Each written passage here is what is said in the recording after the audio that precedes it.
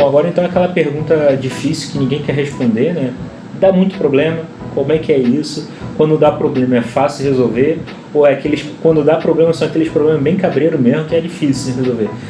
2, 3 dias ali no troubleshooting até conseguir descobrir o que está acontecendo. Como é que funciona isso para vocês aqui? Eu vou tentar trazer primeiro uma visão macro, né, dessa pergunta, que seria, no aspecto data center, eu acho que realmente não tem isso de dar problema.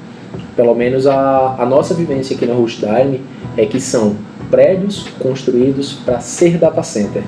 Eu acho que esse direcionamento de que todo o ambiente, toda a infraestrutura, desde por onde os cabos passam, como funciona o sistema de refrigeração, arrefecimento, tudo isso é muito bem pensado e realmente feito para não parar em momento nenhum. Quando a gente já resolve esse primeiro lado, de que energia está ok, todo o cable está ok, tudo chega no devido lugar, esse já é um primeiro alívio. Que já é que diminui o ponto de falha, né? Já diminuímos aí um grande ponto de falha, que eu acho que é o que acontece em muitos data centers, ou então pelo menos ambientes que o pessoal vai preparar ou adequar para ser um data center, muitos desses aspectos não conseguem ser observados, ou então vai mexer muito na infraestrutura do prédio, são coisas que não dá para quebrar a parede e fazer tudo passar ou tudo se adequar plenamente. Essa é, digamos, um primeiro ponto de vista.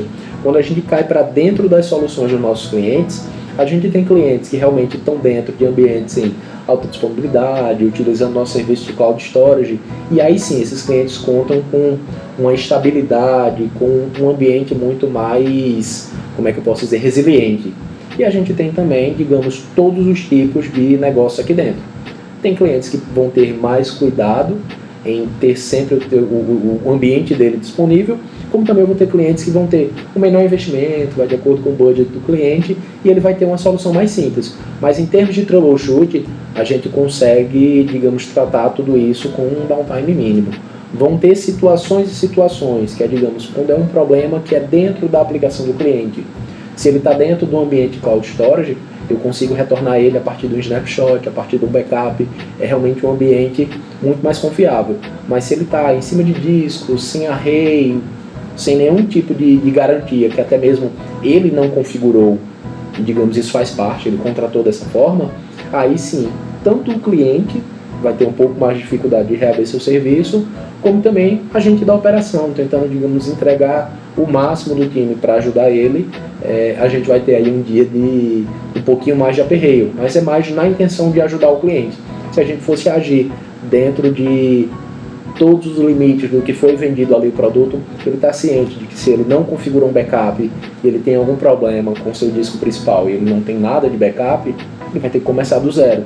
Aí são esses aspectos que a gente vai olhar. Cada solução, cada cliente, cada produto que é entregue aqui vai ter muito disso. O quanto o cliente investiu, ou pelo menos dedicou tempo de forma técnica para conseguir atender esses aspectos de tornar o ambiente dele mais ou menos resiliente. Eu acredito que deve ser uma missão bem difícil, assim, pode ser, resolver tudo isso. Porque às vezes realmente o problema não é nosso, o problema é do cliente, não tem muito o que a gente fazer, mas é sempre interessante a gente tentar ajudar de alguma forma o cliente, né? Exatamente. Nesse ponto, realmente. Agora, uma pergunta dentro ainda desse assunto, eu já vi casos de problema dentro do data center, queimou uma peça, teve que retornar uma outra peça, reconfigurar e tudo mais. Isso é muito normal acontecer, não é tão normal. Quando acontece, dá um problema muito grande para vocês, porque eu entendo que dentro de um data center normalmente a gente tem quase que tudo redundante. E eu entendo que se queimar uma peça, para parar é muito difícil, já que tudo é redundante. Mas existe essa possibilidade de ser uma peça que seja única, que não tenha como fazer redundância, alguma coisa assim do tipo?